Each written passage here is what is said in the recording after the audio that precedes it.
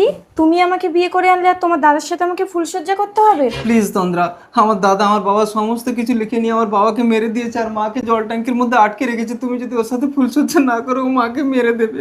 অসম্ভব, কুলগুরুর অভিশাপ আছে, আমার স্বামী ছাড়া যদি অন্য কোনো পুরুষ স্পর্শ করে তাহলে আমি মারা যাব। এই দেখ জল ট্যাঙ্কের সুইচ আমার হাতে, এই জল ছেড়ে দিলাম,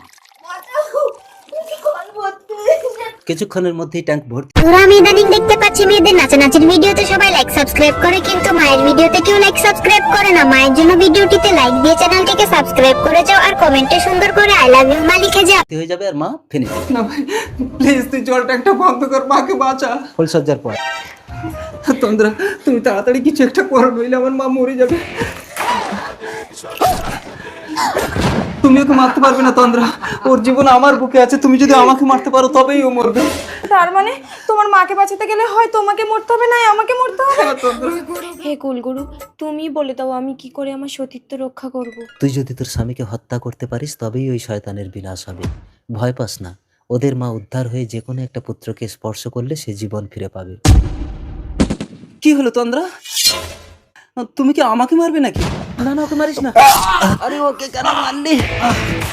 এবার তো আমি মরে যাব। দুটোই মরে গেছে, আগে জল ট্যাঙ্কি সুইচটা বন্ধ করি। মা,